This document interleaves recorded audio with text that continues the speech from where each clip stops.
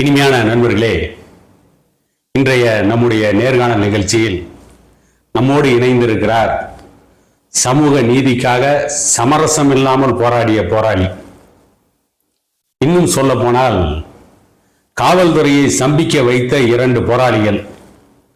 ஒருவர் காட்டிலே வாழ்ந்த வீரப்பனார், இன்னொருவர் விருத்தாசலத்தில் 3 நாட்கள் தொடர்ந்து காவல்துறையை முற்றுகையிட்டு நடுங்க வைத்த தற்போதைய வன்னியர் சங்க தலைவர் அண்ணன் பூத்தா அருள்மொழி அவர்களிடம்தான் சமூக நீதியை பற்றி இன்றைக்கு நாம் சில கேள்விகளை கேட்கிறோம். பாருங்கள், அண்ணனோடு நம்முடைய இன்றைய நல்ல பொழுதை நல்ல பொழுதாக ஆக்குவோம். உங்கள் அனைவருக்கும் வணக்கம். சமூக நீதிக்காக டாக்டர் ஐயாவோட இணைந்து நீங்கள் நடத்திய போராட்டங்கள் அளப்பரிய போராட்டங்கள். ஒரு முறை 1 வார கால சாலை மறியல் போராட்டத்தின் போது அன்றைய தமிழறிஞர் கியாபி விஸ்வநாதன் அந்த சாலை மறியல் போராட்டத்திற்கு எதிராக வன்னியர்கள் சாலை மறியல் போராட்டத்தை வாபஸ் வாங்கவில்லை என்றால் நாங்கள் அவர்களுக்கு எதிராக பஸ்ஸை பேருந்தை இயக்குகின்ற போராட்டத்தை நடத்துவோம் சொன்னப்ப அவருக்கு காட்டமான பதிலடி கொடுத்தது நீங்க தான். கியாபி விஸ்வநாதம் அல்ல, வேறு யார் வந்தாலும் களத்திலே சந்திக்க தயாராக இருக்கிறோம் அப்படின்னு அன்னைக்கு சிங்கம் போல் கர்ஜித்தவர் நீங்க தான். இன்னைக்கு இந்த டிசம்பர் 24ஆம் நாள் பாட்டாளி மக்கள் கட்சியின் நிறுவனர் டாக்டர் ஐயா அவர்கள் சமூக நீதிக்காக மீண்டும் ஒரு போராட்டத்தை துவக்குகிறார். இந்த போராட்ட நடவடிக்கைகள் எப்படி இருக்கும்? டிசம்பர் 24இல் இடஒதுக்கீட்டு கோரிக்கைக்காக சென்ற அதிமுக அரசு கொடுத்த 10.5% தடை விதித்து மதுரை ஹைகோர்ட் ஒரு உத்தரவு பிறப்பித்தது. அந்த உத்தரவு பிறப்பித்த பிறகு ஆட்சிக்கு வந்த திமுக அரசின் முதல்வர் ஸ்டாலின் அவர்களிடம் இந்த தடை உத்தரவை ரத்து செய்ய வேண்டும், மீண்டும் உங்களுக்கு இடஒதுக்கீடு வழங்க வேண்டும் என்று மருத்துவர் ஐயா அவர்கள் கோரிக்கை வைத்தார். அவர் தருகிறேன் என்று சொன்னார். அப்படி அந்த தடை உத்தரவை பெற்று 1000 நாட்கள் முடிவடைவதை ஒட்டி 24 டிசம்பர் 24ஆம் தேதி ஒரு கண்டன ஆர்ப்பாட்டத்தை மாவட்ட தலைநகரங்கள், தாலுகா தலைநகரங்கள் முதலிய நகர பகுதிகளிலே நடத்துவது என்று முடிவு செய்திருக்கிறோம். இந்த போராட்டம் தொடரும், ஒரு ஆரம்பம்தான் இது, தொடரும். ஏனென்றால் இடஒதுக்கீட்டிற்காக 86-87 தீவிரமான போராட்டங்களை நடத்தியது வன்னியர் சங்கம். இந்த போராட்டம் நடத்துவது பற்றிய ஆலோசனை கூட்டம் குற்றாலத்திலே நடைபெற்றது. அந்த சமயத்திலே எந்த தேதியிலே வைத்துக் கொள்ளலாம் என்று ஆலோசனை செய்த போது சமூக நீதிக்காக இடஒதுக்கீட்டுக்காக தன்னை அர்ப்பணித்து போராட்டம் நடத்திய பெரியார் ஈவேரா அவர்களுடைய பிறந்த நாளில் ஒரு இந்த போராட்டத்தை துவங்கலாம் என்று முடிவெடுத்தோம். அதன்படி 17ஆம் தேதி முதல் 23ஆம் தேதி வரையில் தொடர் சாலை மறியலை அறிவித்தார். அப்பொழுது சிலர் இந்த தொடர் சாலை மறியலால் பொதுமக்களுக்கு பாதுகாப்பில்லை, பொதுமக்களுக்கு இன்னல்கள் வரும் என்றெல்லாம் சொன்னார்கள். ஆனா உண்மையிலேயே தொடர் சாலை மறியல் நடத்தி வன்னியர்களுக்கு தான் பாதுகாப்பு இல்லை சொன்னார்கள். ஆனால் நாங்கள் சாலையை மறிக்கிறோம் என்று சொல்வதை விட எங்களுக்கு சமூக அநீதியை செய்த அரசாங்கத்தின் போக்குக்கு எதிர்ப்பு தெரிவித்து அவர்கள் எங்கள் வழியே சாலை வழியே செல்வதை தான் தடுக்கிறோம் என்று சொன்னார். அப்படி சொல்லி அந்த ஒரு வார சாலை மறியலை வெற்றிகரமாக நடத்தி காட்டினார். அதன் பிறகு அப்போது முதல்வராக இருந்த எம்ஜிஆர் அமெரிக்காவிலே சிகிச்சை பெற்று திரும்பி வந்த நேரத்திலே செய்ய வேண்டும் என்று சொன்னார். அப்பொழுது அவர் இல்லாத நேரத்திலே இங்கே பொறுப்பில் இருந்த அதிகாரிகளையும் அமைச்சர்களையும் ஏன் என் கவனத்திற்கு இவ்வளவு தீவிரமாக இருக்கிற இந்த பிரச்சனையை கொண்டு வரவில்லை என்று கடிந்து கொண்டார். அதன் பிறகு அந்த இடஒதுக்கீட்டை தருகிறேன் என்று சொல்லி அவர் சட்டமாக்குவதற்குள் இயற்கை அவரை பறித்து விட்டது. அதன் பிறகு அமைந்த அரசாங்கங்களிடம் எத்தனையோ முறை இதை நினைவுறுத்தி எங்கள் குரலை நாங்கள் எழுப்பினோம்.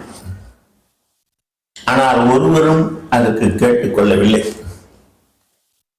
கருணாநிதி அவர்கள் சமூக நீதிக்காக நான் எதையும் செய்ய தயார் என்று அறிவித்துவிட்டு எங்கள் தலைவர் மருத்துவர் ஐயா அவர்களோடு நட்பு பாராட்டினார். எங்களை பேசவும் அழைத்தார். நாங்கள் போய் இந்த இடஒதுக்கீட்டை வழங்குங்கள் என்று கேட்டபோது அவர் அப்பொழுது இருந்த அதிகாரிகளை வைத்து, முற்பட்ட சமுதாயத்தைச் சேர்ந்த அதிகாரிகளை வைத்து அது சாத்தியமில்லை என்பது போல சொன்னார். ஆனால் எங்களை பொறுத்தவரையில் இந்த இடஒதுக்கீடு தருவதன் மூலம்தான் ஜனநாயகம் வலுப்பெறும் என்பது எங்களுடைய நம்பிக்கை. காரணம் என்னவென்றால் இந்தியா முழுவதும் 47,000 கிராமங்கள் இருக்கின்றன. இந்த கிராம மக்களினுடைய எண்ணங்களை எடுத்து தொகுத்து அதன்படி செய்வதற்கு இந்திய அரசாங்கத்திடம் ஆளுமை திறன் இல்லை. டெல்லியிலே ஒரு இடத்திலே உட்கார்ந்து அவர்கள் ஏதோ ஒப்பந்தங்கள் கையெழுத்துக்களை போடுகிறார்களே தவிர ஒவ்வொரு பகுதியிலும் என்ன நடக்கிறது என்பதை ஆராய்ந்து பார்க்கிற ஒரு நிலையில் இந்திய நாட்டின் பிரதமரோ ஜனாதிபதியோ இல்லை. அதன் காரணமாகத்தான் மணிப்பூரிலே இப்பொழுது நடைபெற்று வருகின்ற கலவரங்கள் ஒரு ஜாதியினரை மிகவும் பிற்படுத்தப்பட்டோர் பட்டியலிலே சேர்த்து விட்டதற்காக எங்கள் உரிமை பறிக்கப்படுகிறது என்று சொல்லி இன்னொரு சமுதாயத்தினர் அவர்களோடு மோதிக்கொண்டிருக்கிற ஒரு நிலை. அதை சமரசம் செய்யவோ சரி செய்யவோ இந்திய அரசாங்கத்தால் முடியவில்லை. நம்முடைய இந்திய பிரதமர் மோடி அவர்கள் இந்த பிரச்சனையை தீர்ப்பதற்கு என்ன வழி என்று கேட்கிற போது அந்த மணிப்பூரை விட்டுவிட்டு வேறு பக்கமாக போய்க் கொண்டிருக்கிறாரே தவிர மணிப்பூரில் இல்லை. மணிப்பூர் விவகாரங்களிலே அவர் தலையிடுவதில்லை. இப்படி ஒவ்வொரு இடத்திலும் பிரச்சனைகள் வந்து ஈட்டி போல் பாய்கின்றன. அந்த பிரச்சனைகளை எல்லாம் சமாளிக்காமல் இந்திய அரசை ஒரு கட்டுப்பாட்டோடு வைத்திருக்க முடியாது என்பதுதான் எங்களுடைய கருத்து. காஷ்மீரிலே உள்ள பிரச்சனைகளை தீர்க்க காஷ்மீர் மக்களுக்காக போராடி கொண்டிருந்தவர்களை எல்லாம் விட நரேந்திர மோடியினுடைய அரசு அவர்களை எல்லாம் புறந்தள்ளிவிட்டு காஷ்மீரை மூன்றாக்கி அந்த மூன்றையும் இந்திய மாநிலங்களாக மாற்றி அமைத்தது. ஐயா தமிழ்நாட்டை இரண்டா பிரிக்கணுங்கிறாங்க, ஆனா இதை செய்ய மாட்டேங்கிறாங்க. மாற்றி அமைத்தது. இதன் காரணமாக எழுந்த பிரச்சனைகள் வலுப்பெற்று காஷ்மீர் பிராந்தியம், ஜம்மு அண்ட் காஷ்மீர் பிராந்தியம் முழு தகுதி பெற்ற மாநிலமாக வர வேண்டும் என்ற கோரிக்கை எழுந்திருப்பதை தான் காண முடிகிறது. இதை போல ஒவ்வொரு பிரச்சனைக்கும் என்ன பொருத்தமான திட்டம் என்று தெரியாமல் மேலெழுந்த வாரியாக செயல்களை செய்வதன் மூலம் இந்தியாவின் ஒற்றுமையை குலைக்கிறார்கள். நம்முடைய மருத்துவர் ஐயா அவர்கள் பெரிய மாநிலங்களை பிரிக்க வேண்டும் என்ற எண்ணப்படி இந்த தமிழ் மாநிலத்தை இரண்டாக பிரிக்க வேண்டும் என்று சொன்னார்கள். அதை கருத்திலே கொள்ளவில்லை. ஏனென்றால் பாரதி சொன்னான், தேசங்கள் தோறும் பாஷைகள் வேறு என்று. அதற்கு என்ன அர்த்தம் என்பதை நம்முடைய தமிழ் அறிஞர்கள் புரிந்து கொள்ளவில்லை. அது என்ன அர்த்தம் என்பதை இப்பொழுது நாம் சிந்தித்து பார்த்தால் தெரிகிறது. இன்றைக்கு சென்னையிலே இருந்து ஒரு முதல்வரால் ஆளப்படுகிற தமிழ்நாடு 87 ராஜ்யங்களாக இருந்தது. 87 அரசர்கள் இந்த தமிழ்நாட்டை ஆண்டார்கள். அவர்களுடைய குணாதிசயங்கள், அவர்களுடைய கலாச்சாரங்கள் எல்லாம் இன்னமும் தனித்தனியாகத்தான் இருக்கின்றன, ஒன்றாகவில்லை. இந்த மாதிரி இருக்கிற போது இங்கிலீஷ்காரர்களுடைய நலனுக்காக ஒன்றாக்கிய இந்த மாநிலத்தை 2 மாநிலமாக மாற்றுவதிலே என்ன தவறு? எந்த தவறும் இல்லை. எந்த தவறும் இல்லை. இல்லைனா ஒருவேளை இப்பொழுது இருக்கின்ற ஆட்சியாளர்கள் திமுக, அண்ணா திமுக, இந்த ஆட்சியாளருடைய ஆதிக்கம் தகர்ந்து விடும் பயப்படுறாங்களா? அப்படி ஆதிக்கம் தகர்ந்து விடும் என்று சொல்லுகின்ற அளவிற்கு இவர்கள் அதிகாரம் படைத்தவர்களாகவும் இல்லை. மக்களை ஏமாற்றுவதிலேதான் இவர்களுடைய போட்டி இருக்கிறதே தவிர அதிகாரத்தை நிலைநாட்டி மக்கள் சேவையை செய்வதற்கு இவர்கள் யாரிடத்திலும் கொள்கையும் இல்லை, அதற்கான திட்டமும் இல்லை. உதாரணமாக சொல்ல போனால், இதே அரசு சொல்கிறது, ஒன்றிய கவுன்சிலர்கள் என்று தேர்தலை நடத்துகிறது. மக்கள் தொகையில் 5000 பேருக்கு ஒரு ஒன்றிய கவுன்சிலர், 50,000 பேருக்கு ஒரு மாவட்ட கவுன்சிலர், அப்புறம் எத்தனை லட்சம் பேருக்கு ஒரு சட்டமன்ற உறுப்பினர், எத்தனை லட்சம் பேருக்கு ஒரு பாராளுமன்ற உறுப்பினர் என்ற கணக்கு இருக்கிறதா? இல்லை, இந்த கணக்கு இல்லை. அப்படி கணக்கு எடுத்தா எத்தனை கோடி பேருக்கு ஒரு மாநிலம்னு கணக்கெடுக்கும். மாநிலம்னு கணக்கு. அதுதான் உண்மையான மக்கள் பிரதிநிதித்துவ சட்டமாக இருக்கும். அந்த உண்மையான மக்கள் பிரதிநிதித்துவ சட்டத்தை இவர்கள் ஒப்புக்கொள்ளவும் இல்லை, அதை செய்யவும் தயாராக இல்லை. அதனால்தான் இங்கே நடக்கிற ஜனநாயக தேர்தல்களில் ஜனநாயகம் போலித்தனமானதாக இருக்கிறது. குஜராத்ல பட்டேல் சமூகம் இடஒதுக்கீட்டுக்காக போராடினாங்க. அந்த பட்டேல் சமூகத்தினுடைய தலைவரா ஹர்திக் பட்டேல், அவரு கடைசியா அந்த இடஒதுக்கீட்டு போராட்டத்தை கைவிட்டுட்டு காங்கிரஸ் கட்சிக்கு போனாரு. காங்கிரஸ் கட்சி விட்டு பிஜேபியில் இருக்காரு. குஜாரின மக்கள் போராடினாங்க, மராத்தியர்கள் போராடினாங்க. ஆனா அவங்கெல்லாம் ஒரு குறிப்பிட்ட காலத்தோட தன்னுடைய போராட்ட களத்தை விட்டு வெளியேறிட்டாங்க. ஆனா நீங்க டாக்டர் ஐயா இவங்கெல்லாம் மட்டும்தான் தொடர்ந்து அந்த களத்திலேயே நிக்கிறீங்க. இதுக்கு உங்களுக்கு மிகப்பெரிய உந்து சக்தியா இருக்கக்கூடியது என்ன?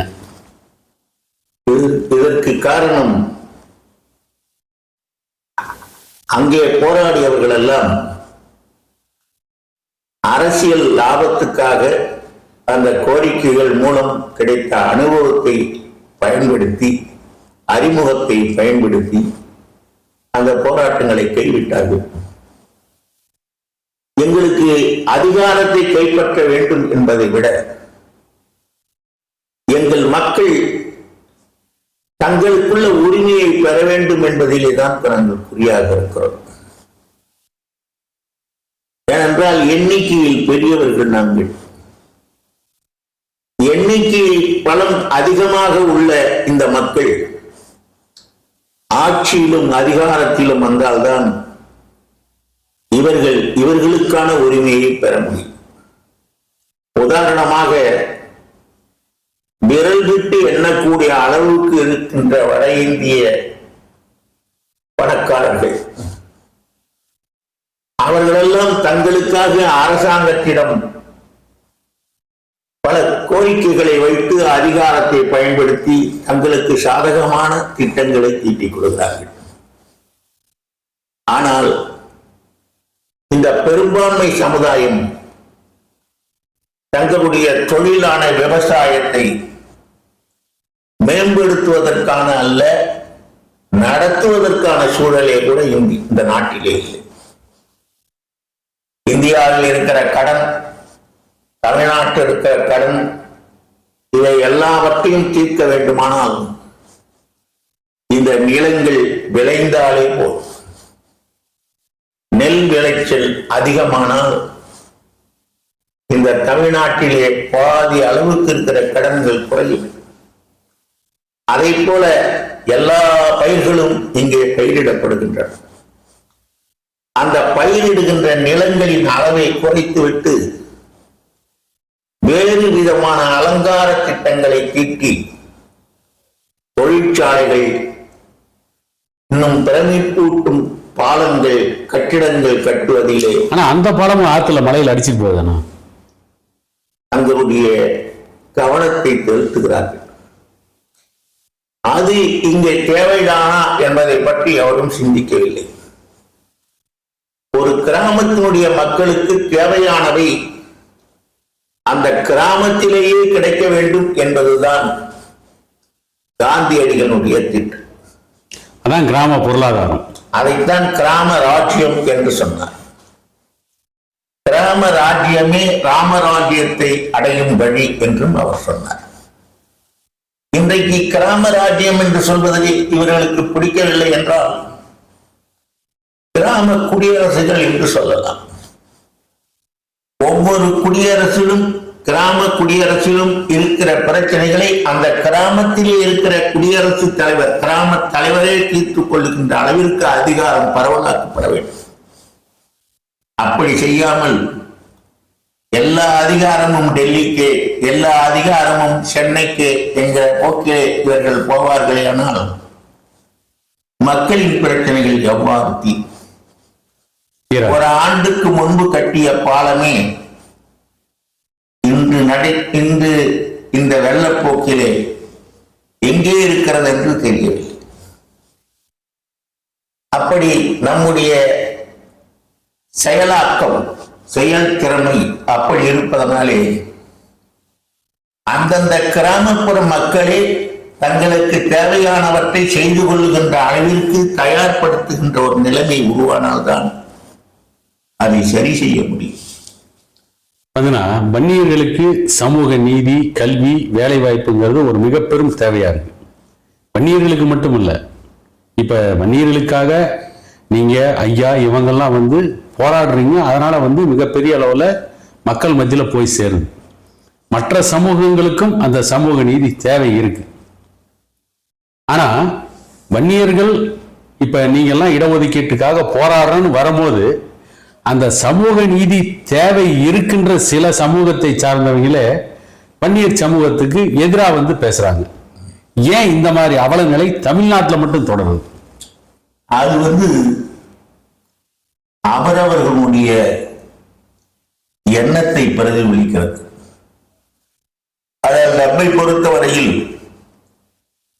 இந்த ஒரு குறிப்பிட்ட ஜாதிக்காக இடஒதுக்கீடு வேண்டும் என்று கேட்கின்ற போது அந்த ஜாதியை இந்த சமுதாயம், உலக சமுதாயம் தனிமைப்படுத்திவிடக் கூடாது என்பதற்காக எல்லா ஜாதியினருக்கும் அவர்கள் தலையை எண்ணிக்கொண்டு அதற்கேற்ற விகிதாச்சார பிரதிநிதித்துவம் தர வேண்டும் என்று நாம் கோரிக்கை வைக்கிறோம். இதை ஒரு நேரத்திலே 1857 முதல் ஆங்கிலேயர்கள் இந்த ஜாதிவாரி கணக்கெடுப்பு முறையை நடத்தி வந்தார்கள். ஒரு 10 ஆண்டுக்கு ஒரு முறை ஜாதிவாரி கணக்கெடுப்பு நடத்தப்பட்டது. இறுதியாக அந்த ஜாதிவாரி கணக்கெடுப்பு 1931 ஆண்டு நடத்தப்பட்டது. 31க்கு பிறகு 41 எடுக்க வேண்டிய ஜாதிவாரி கணக்கெடுப்பு 2ஆம் உலகப் போரின் காரணமாக அதை தள்ளி வைத்தார்கள். அதன் பிறகு 47 சுதந்திரம் கிடைத்தது. சுதந்திர இந்தியாவிலே ஜாதிகளே இல்லை, எனவே சாதிவாரி கணக்கெடுப்பு தேவையில்லை என்று சொல்லிவிட்டார்கள். ஆனால் இன்றைக்கு மக்கள் விழிப்புணர்ச்சி பெற்று கோரிக்கை எழுகிற போது சாதிவாரி கணக்கெடுப்பு முடிந்துதான் இடஒதுக்கீடு தர முடியும் என்று அவர்களே சொல்கிறார்கள். ஆனா அவங்களே ஜாதிவாரி கணக்கெடுப்பு நடத்த மாட்டார்கள். ஆனால் அதுல ஒரு பிரச்சனையே இல்லை. ஒவ்வொரு ஆண்டும் மக்கள் தொகை கணக்கெடுப்பை ஒவ்வொரு கிராமத்திலும் ஆசிரியர்கள் எடுக்கிறார்கள், வாக்காளர்கள் பதிவிலே சேர்ப்பதற்காக. அப்படி சேர்க்கிற போது அந்த இடத்திலே இவர்கள் இந்த ஜாதியை சேர்ந்தவர்கள் என்று குறிப்பிட்டாலே போதுமானது. அரசாங்கம் ஜாதிகள் இல்லை என்று சொன்னாலும் கூட கிராமப்புறங்களிலே இருக்கின்ற தெருக்கள் எல்லாம் ஜாதியின் பெயராலே தான் இன்னமும் வழங்கப்படுகிறது. இது குளாளர் தெரு, வேளாளர் தெரு, இது போல ஒவ்வொரு ஜாதியின் பெயரால் தான் சொல்லப்படுகிறது. இப்படி இருக்கிற போது இந்த ஆட்கள் பகுத்தறிவாதிகள் என்று சொல்பவர்கள் ஏற்றுக்கொள்ளும். அதுலயும் வேடிக்கைன்னா பகுத்தறிவுவாதிகள். அதுல அவங்க பேர் என்ன சொல்லிக்கிறாங்கன்னா பகுத்து அறிகின்ற பகுத்தறிவாதிகள் சொல்லிக்கிறாங்க. ஆனா அவங்க சொல்ற கருத்து எல்லாமே முட்டாள்தனமாவே இருக்கு. ஒரு நேரத்திலே பீகாரிலே இந்த இடஒதுக்கீட்டு போராட்டத்தை நடத்துவதற்காக அனைத்து கட்சிகளும் முயன்ற போது அவர்களால் ஒப்புக்கொள்ளப்பட்டது இந்த சாதிவாரி கணக்கெடுப்பு என்கிற கோரிக்கை. இன்றைக்கு நிதிஷ்குமாரினுடைய அரசு அந்த ஜாதிவாரி கணக்கெடுப்பை நடத்தி இருக்கிறது.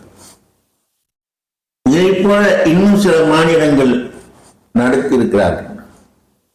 ஆனால் சமூக நீதிக்காக போராடியவர்கள் என்று தங்களை சொல்லிக் கொள்கிற இந்த அரசாங்கத்தினர் மட்டும் அதிலே பிடிவாதமாக இருக்கிறார்கள். சாதிவாரியாக கணக்கெடுக்க முடியாது என்று.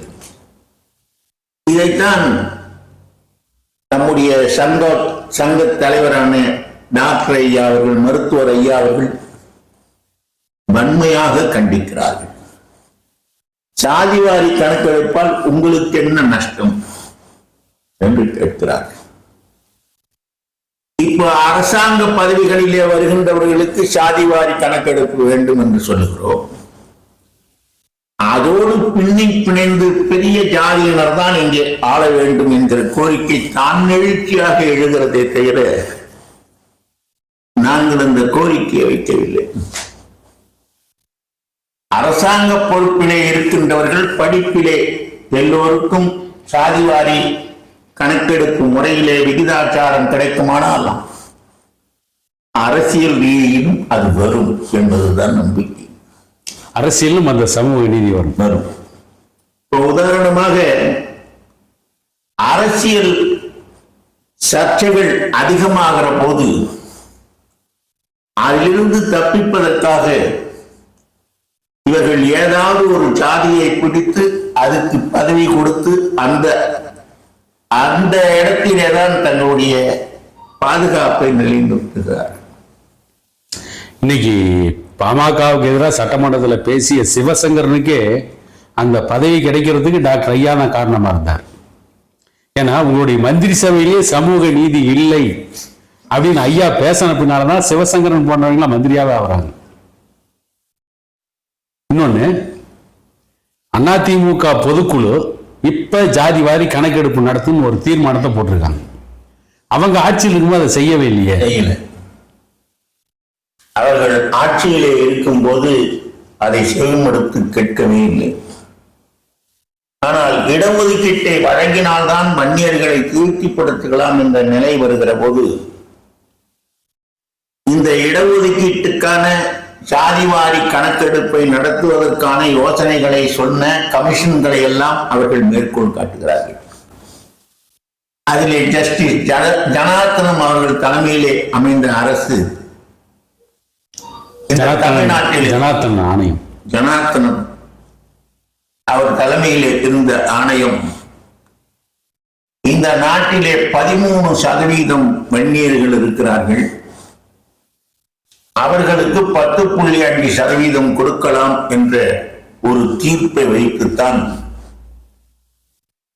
அண்ணா திராவிட முன்னேற்ற கழகத்தினுடைய அரசு அந்த ஆணைய தீர்ப்பில், அதுவும் அதிமுக அரசு வீழ்ந்து கொண்டிருந்த அவர்களுடைய செல்வாக்கை நிலைநிறுத்துவதற்காக தான் அந்த இடஒதுக்கீடை கொடுத்தாங்க அப்படின்னு பலர் அன்னைக்கு வெளிப்படையாவே சொல்லியிருக்காங்க. ஆமா, கொடுத்தார்கள். நாங்களும் 20% வேண்டும் என்று கேட்டுக்கொண்டிருந்த கோரிக்கையை அவர்கள் சொன்னபடி ஜஸ்டிஸ் ஜனார்த்தனன் கமிட்டியினுடைய தீர்ப்பின்படி 10.5% கொடுங்கள் என்று சொன்னோம். கொடுத்தார்கள். கொடுத்தாங்களா இல்ல கெடுத்தாங்களா? கொடுத்தார்கள், கொடுப்பது போல கொடுத்தார்கள். அதன் பிறகு ஒரு ஆள் அங்கே தடை உத்தரவு கேட்கிறார், அந்த தடை உத்தரவை பெற்றுவிட்டார். அந்த தடை உத்தரவை தகர்ப்பதற்கான முடிவை சட்டமன்றத்திலே கொண்டு வருவதற்கு இன்றைய முதல்வர் ஸ்டாலின் தயாராக இல்லை. அதனாலே தடை நீடிக்கிறது. ஆனால் நம்மை பொறுத்தவரையில் அந்த தடைகளை எல்லாம் தாண்டி இந்த மக்களின் உரிமையை பெற்றாக வேண்டும் என்பதனாலே தான் 24ஆம் தேதி மீண்டும் அந்த இடஒதுக்கீட்டுக்கான ஆர்ப்பாட்டத்தை நடத்துகிறோம். இன்னொரு சரித்திரம் திரும்புகிறது. இந்த இடஒதுக்கீட்டுக்கான ஆர்ப்பாட்டத்தை தொடர்ந்து பிப்ரவரி மாதத்திற்குள் கடுமையான போராட்டங்களை வன்னியர் சங்கம் எந்த நேரத்திலும் எந்த சூழலிலும் இந்தியாவின் ஒருமைப்பாட்டை தகர்க்க வேண்டும் என்று நாங்கள் சொன்னதில்லை. இந்திய அரசியல் சட்டத்தை புறக்கணிக்க வேண்டும் என்றும் சொன்னதில்லை. நாங்கள் சட்டத்திற்கு உட்பட்டு அந்த அதிகாரிகளுக்கு கட்டுப்பட்டுத்தான் எங்கள் போராட்டங்களை நடத்தி வந்திருக்கிறோம், இனியும் நடத்துவோம். சட்டத்திற்கு உட்பட்டு தான் இந்த போராட்டம். சமூக நீதி சட்டத்திலேயே அங்கீகரிக்கப்பட்டிருக்கு. அது ஐயாவே சுக்கா மிளகா சமூக நீதி புத்தகத்துல அம்பேத்கர் எழுதிய அந்த பேக்வேர்டு கிளாஸஸ் என்கின்ற ஒரு வார்த்தை தான் அந்த அங்கீகாரத்தை ஏற்படுத்தி ஐயாவே சொல்லியிருக்கார். அப்படி இருக்கின்ற பொழுது சட்ட அங்கீகாரம் இருக்கு, மாநில அரசு நினைத்தால் கொடுக்கலாம், அதிகாரம் இருக்கு, நினைத்தால் ஜாதிவாரி கணக்கெடுப்பு நடத்தலாம். 1967 இருந்து இந்த 2024 வரை திமுக அதிமுக மாறி மாறி ஆட்சி நடத்தினாங்க. எம்ஜிஆர் வன்னியர்களுக்கு 15% இடஒதுக்கீடு கொடுக்கலாம்னு எம்ஜிஆர் முடிவு பண்ணி எல்லா ஃபைலையும் தயார் பண்ணி ஒரு பழமொழி சொல்ற மாதிரி அண்ணன் எப்ப சாவான் திண்ணை எப்ப காலியாவன் காத்துட்டு இருந்த மாதிரி எம்ஜிஆர் எப்ப சாவார்னு அவர் செத்த உடனே அந்த ஃபைலை எடுத்து போட்டு கொளுத்தினாங்க. அவங்கெல்லாம் இன்னைக்கும் அதிகார மையத்தில் தான் இருக்காங்க. ஜாலியன் வாலாபாக் படுகொலையை ஜெனரல் டயர் நடத்தினார். அதை விட மோசமான படுகொலையை நாவலர் நெடுஞ்செழியன் வன்னியர் சமூகத்து மேல் நடத்தினார். தமிழ்நாடு பூரா, வட தமிழகம் பூரா.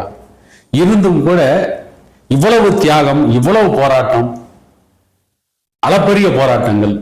இன்னும் சொல்ல போனா உங்களுடைய இளமையெல்லாம் நீங்க போராட்டத்திலேயே தொலைச்சிட்டீங்க. நீங்க எல்லாம் அடக்குமுறை சட்டங்களால ஜெயிலில் இருந்தீங்க, பல அடக்குமுறைகளை சந்திச்சவங்க. நீங்க எல்லாம் இன்னும் ஒரு சட்டமன்ற உறுப்பினராக கூட ஆகல, ஆனாலும் கூட இந்த சமூகத்துக்காக இன்னும் போராடுறீங்க. இதெல்லாம் ஏன் இந்த அரசனுடைய காதுகள்ல கேட்கவே மாட்டாங்க? அரசு காதில் விழவில்லை என்று சொல்வதை விட ஆளுகின்றவர்கள் இந்த நியாயமான கோரிக்கைக்கு புறம்பாக உள்ளவர்களை தங்கள் அணியிலே சேர்த்துக் கொண்டு நியாயத்துக்காக போராடுகின்றவர்களை நசுக்குகிறார்கள் என்பதுதான் உண்மை. சுருக்கமா சொன்னா சமூக நீதிக்காக பேசுறவங்களோட சாராயிக்கிறவங்களே கூட வச்சிட்டு இருக்காங்க. இங்கே ஒரு கட்சி பெரியாரின் பேரிலே சமூக நீதிக்காக போராடுவதாக சொல்கிறது. இன்னும் பல கட்சிகள் அந்த சமுதாய சீர்திருத்தங்களை கொண்டு வர வேண்டும் என்பதற்காக பாடுபடுவதாக சொல்லுகிறார்கள். ஆனால் இவர்களில் யாரும் அரசு ஒரு முரண்பாடான நிலையை எடுக்கிற போது அதை எதிர்க்கும் துணிவில்லாதவர்களாக இருக்கிறார். எனவே இந்த சமூக நீதி இடஒதுக்கீட்டுக்காக போராடுகின்ற நிலையில் மருத்துவர் ஐயாவும் அவருடைய பாட்டாளி மக்கள் கட்சியும் வன்னியர் சங்கமும் மட்டும்தான் இருக்கிறது. அதனால்தான் வன்னியர் சங்கம் இந்த கோரிக்கைக்காக எவர் ஏற்றுக்கொள்கிறார்களோ அவர்களோடு நாங்கள் சேர்ந்து அரசமைப்போம் என்று கூட சொல்ல தயாராக இருக்கிறார். தேர்தலின் போது அந்த மாதிரி வந்து ஆசையை ஊட்டுகின்றவர்கள் தேர்தல் முடிந்த பிறகு தங்கள் கோரிக்கையை மாற்றிக் கொள்கிறார்கள். ஜெயலலிதாவோட கூட்டணி வச்சு போட்டியிட்டப்ப ஒரு ராஜ்யசபா உறுப்பினரை தருகனும் ஜெயலலிதாவை ஒப்பந்தம் போட்டாங்க. இரவோடு இரவாக கலைஞரை கைது பண்றாங்க. ஆனா நம்ம போட்ட ஒரு ஒப்பந்தம் இருக்கு, நமக்கு ஒரு மாநிலங்களவை உறுப்பினரை ஜெயலலிதாவுடைய அதிமுக கொடுக்கணும். அதை பத்தி கூட கவலைப்படாத அன்றைக்கு கலைஞருக்கு நடந்த அநீதிக்கு எதிராக இரவோடு இரவாகவே டாக்டர் ஐயா அறிக்கை விட்டார். டாக்டர் ஐயா அறிக்கை விட்டது மட்டுமல்ல, அடுத்த நாள் காலையில சிறையில போய் கலைஞரை சந்திச்சார். இதனாலேயே இந்த கொடுத்த வாக்குறுதியை கூட ஜெயலலிதா காற்றுல பறக்க விட்டாங்க. இப்படிப்பட்ட நம்பிக்கை துரோகங்களையும் டாக்டர் ஐயா சந்திச்சிருக்கார். இது அதிகாரத்தில் இருக்கக்கூடியவர்கள் மக்கள் சிந்தனை இல்லாமல் செயல்படுகின்ற நாடகம் ஆடுகின்ற தன்மை உள்ளவர்களாக இருக்கின்றவர்கள் எல்லாம் கடைபிடிக்கின்ற ஒரு வழக்கமான செயல்தான். இவர்கள் மக்களின் சிந்தனையிலே, மக்களை பற்றிய சிந்தனையிலே நாட்டம் உள்ளவர்களாக இருந்திருந்தால் தாங்கள் சொன்னபடி அந்த கோரிக்கைகளை நிறைவேற்றி வைத்திருப்பார்கள். செய்யவில்லை. இன்றைக்கு விலைவாசி ஏற்றத்தை பற்றி குரல்கள் எழுகின்றன. ஆனால் இந்தியா சுதந்திரமடைந்த அன்று அந்த சுதந்திர இந்தியாவிலே அமைக்கப்பட்ட பண்டிட் ஜவஹர்லால் நேருவினுடைய அரசு அவர்களுடைய முதல் பாராளுமன்றத்திலே இந்திய விவசாயிகளுக்கான குரலை கொடுக்கிறார். அப்பொழுது அவர் சொன்னார், எந்த பொருளின் விலை சந்தையிலே விற்பனையாகிறதோ சந்தையிலே விற்கிற விற்பனை விலைக்கு ஏற்ற வகையில் 70% அதை உருவாக்கியவனுக்கு தர வேண்டும் என்று வாக்குறுதி கொடுத்தார். 7% கூட இன்னைக்கு வரைக்கும் கிடைக்கும். இன்றைய வரையிலே அதை யாரும் வலியுறுத்தவில்லை. மிகப்பெரிய பொருளாதார நிபுணர்கள் எல்லாம் இந்திய நாட்டின் நிதியமைச்சர்களாக இருந்தாலும் நேருவின் அந்த கொள்கையை ஏற்றுக்கொள்ளவில்லை. ஆனால் டாக்டர் ஐயா கரும்புக்கு ஒரு டன்னுக்கு 5000 வேண்டும் என்று அந்த கொள்கையின் அடிப்படையிலே சொல்கிற போது அதை ஏளனம் செய்கிறார்கள். நெல் விலை உயர்ந்தால் அரிசி விலை உயரும் என்று சொல்லுகிறார்கள். ஆனால் அரிசி விலை தானாகவே உயர்கிறது. நெல்லுக்கு விலையாறல இல்லை. ஒரு சட்டைக்கு முன்பு இருந்ததை விட பல மடங்கு அதிகமான விலை இன்றைக்கு விற்கப்படுகிறது. ஆனால் பருத்திக்கு விலை இல்லை. சர்க்கரை விலை பல மடங்கு உயர்கிறது. அதை உருவாக்கிய கரும்புக்கு விலை இல்லை. இப்படி எந்த பொருளுக்கும் உரிய விலையை கொடுக்காமல் விவசாயிகளை நஷ்டமாக்குவதனுடைய விளைவுதான் இன்றைக்கு விவசாயிகளை ஒன்று திரட்டி அதற்கான குரலை எழுப்ப வேண்டும் என்று நாம் சொல்லுகிறோம். பஞ்சாபிலே இருக்கின்ற விவசாயிகள் அதற்காக சாலையிலே இறங்கி போராட்டம் நடத்த டெல்லியை நோக்கி போராடி அரசாங்கத்தை ஸ்தம்பிக்க வைக்கிறார்கள். ஸ்தம்பிக்க வைத்து அந்த கருப்பு சட்டங்களை ரத்து பண்ண வச்சிட்டாங்க. இப்பொழுது சமீபத்திலே 300 விவசாயிகள் அந்த போராட்டத்தில் ஈடுபட்டார்கள். அவர்கள் எல்லாம் அடக்குவதற்கு தண்ணீர் வீழ்ச்சி அடித்து அடக்குவதற்கு கைது செய்வதற்கு அரசாங்கம் முனைகிறதே தவிர அவர்கள் குரலில் இருக்கிற நியாயத்தை உணரவில்லை. எனவேதான் இங்கிலீஷ்காரனுடைய ஆதிக்கம் அதிகாரம் இன்னமும் இந்த சுதந்திர அரசாங்கத்தாலே தொடர்ந்து கடைபிடிக்கப்படுகிறது என்று நாங்கள் சொல்கிறோம். உண்மையான சுதந்திரம் எங்களுக்கு கிடைக்கவில்லை. எங்களுக்கு சுதந்திரம் அளிக்க வேண்டும் என்றால் இந்த விவசாயிகளுக்கு அநீதி நேராமல் மற்ற மக்களுக்கு எந்த பாதிப்பும் இல்லாமல் செய்கிற சட்டத்தை கொண்டு வர வேண்டும். அதுல ஒரு சிக்கல் என்னன்னு கேட்டீங்கன்னா, விவசாயத்தில் தமிழகத்தின் குறிப்பாக வட தமிழகத்தினுடைய விவசாய பெருங்குடி மக்கள், இந்த ஏற்குடியாக வாழ்கின்ற மக்கள் விவசாயத்துல தன்னிறைவு அடைஞ்சிட்டாங்க அப்படின்னா கார்பரேட் முதலாளிகளுக்கு குறைந்த கூலிக்கு வேலை செய்வதற்கு ஆட்கள் கிடைக்க மாட்டாங்க. அதே மாதிரி சமூக நீதி சாதிக்கப்பட்டுட்டா இந்தியாவுக்குள் தமிழ்நாட்டில் நுழைந்த ஏமாற்றி கொண்டிருக்கின்ற வந்தேரிகளுக்கான பல பதவிகள் பறிபோகும். அதனாலேயே திட்டமிட்டு திமுக அதிமுக அரசுகள்லாம் இதை மறுக்குதா? மறுக்குது. உண்மை. இப்போது இந்தியா முழுவதிலும் மக்களுக்கு தேவையான எல்லா பொருள்களும் விளைவிக்கின்ற சாத்தியக்கூறுகள் இருக்கின்றன. தமிழ்நாட்டிலும் ஆந்திராவிலும் விளைகிற நெல், பஞ்சாபிலே கோதுமை, உயர் ரக பாசுமதி அரிசி பஞ்சாப்ல தான் விளையுது, கோதுமை, இப்படி ஒவ்வொரு இடத்திலும் ஒவ்வொரு பொருள் விளைகிறது. மேற்கு வங்கத்திலே கிடைக்கிற பொருள் சணல்.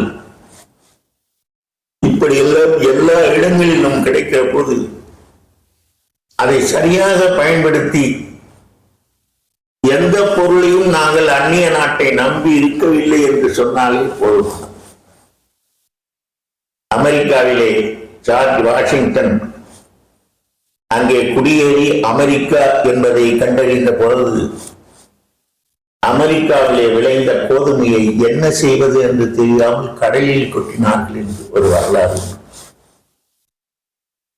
ஆனால் அதுபோல இங்கே இருக்கிற பொருள்களை கடலில் கொட்ட வேண்டாம், மக்களுக்கு கொடுக்க வேண்டும் என்கின்ற ஒரு நிலையிலே அவர்கள் நல்ல விலை கொடுத்து விவசாயிகளுக்கு கொடுத்து அந்த பொருளை எல்லாம் மக்களுக்கு கொடுப்பார்களே. ஆனால் எப்படி இந்த நாடு இருக்கும்? ஒரு சின்னஞ்சிறிய நாடு வல்லமை பொருந்திய அமெரிக்க வல்லரசை எதிர்த்து போராடி கொண்டிருக்கிறது. கியூபா, அதன் பெயர் கியூபா. அதனுடைய தலைவராக இருந்த பெடல் காஸ்ட்ரோ அந்த நாட்டிலே கரும்பு வயல்களை உருவாக்கினார். இந்த நாடுதான் உலகத்தின் சர்க்கரை கிண்ணம். அந்த கியூபா இன்று வரையிலே உலகத்தின் சர்க்கரை கிண்ணம் என்று போற்றப்படுகிறது. அந்த நாடுதான உலக நாடுகளுக்கு, இன்னைக்கு இருக்கிற லத்தீன் அமெரிக்க நாடுகளுக்கு மருத்துவர்களை ஏற்றுமதி பண்றாங்க. அந்த கியூபா சக்தி வாய்ந்த அமெரிக்காவை எதிர்க்கக்கூடிய அளவுக்கு அந்த விவசாயத்தின் மூலம் கிடைக்கின்ற அந்த சர்க்கரையால் முடிகிறது என்றால் எல்லா வளங்களையும் உருவாக்கி தருகிற இந்த நாட்டால் ஏன் முடியாது? இன்னும் சொல்ல போனால் காந்தியடிகளினுடைய போராட்டத்திற்கே கை கொடுத்தவர்கள் பஜாஜ் குடும்பத்தினர் என்று சொல்லுவார்கள். அந்த பஜாஜ் எப்படி அந்த மாதிரி போராட்டத்திற்கு நிதி வழங்குகிறார் என்று கேட்கிற போது அவர் திடலிலே காய்ந்து கொண்டிருந்த பஞ்சு பொதிகளை காட்டினார். பருத்தியை விளைவித்து அந்த பருத்தியின் மூலமாக இந்த நாட்டு போராட்டத்திற்கு நிதி கொடுத்தார். ஒரு செக் புஸ்தகத்தை காந்தியடிகளிடம் கொடுத்து விடுவார். அது தீர்ந்து விட்ட பிறகு இன்னொரு செக் புஸ்தகத்தை தொகை எழுதாமல் ஒரு புத்தகத்தையே கொடுத்து விடுவார். அந்த பஜாஜுக்கு சுதந்திர இந்தியாவிலே அரசாங்கம் கொடுத்த மரியாதை என்னவென்றால், இந்த மின்சாதன பொருட்களை எல்லாம் விற்பனை செய்கின்ற ஒரு வாய்ப்பை அவர்களுக்கு கொடுத்தது, லைசன்ஸ் அவர்களுக்கு கொடுத்தது. பஜாஜ் எலக்ட்ரிக் ஆரம்ப காலத்துல பஜாஜ் பல்பு தான் ஃபேமஸ். அதை பண்ணவர், அதை செய்தவர் ஜமன்லால் பஜாஜ். அதன் பிறகு வந்தவர் கமல் நயன் பஜாஜ். இப்படி அந்த பஜாஜ் குடும்பம், இப்படி பல்வேறு குடும்பங்கள், பணக்காரர்கள் இப்படி உதவி செய்தார்கள். அதற்கான வெகுமதியையும் பெற்றார்கள். ஆனால் விவசாயத்திலே நல்ல ஒரு நிலையிலே இந்திய நாட்டு பொருளாதாரத்தை உயர்த்துகின்ற அளவிற்கு பாடுபட்டவர்கள் யாருக்கும் அந்த வெகுமதி மரியாதை கிடைக்கவில்லை. அதைத்தான் வலியுறுத்தி இப்போது திருவண்ணாமலையிலே ஒரு மாநாட்டை நாம் நடத்துகிறோம்.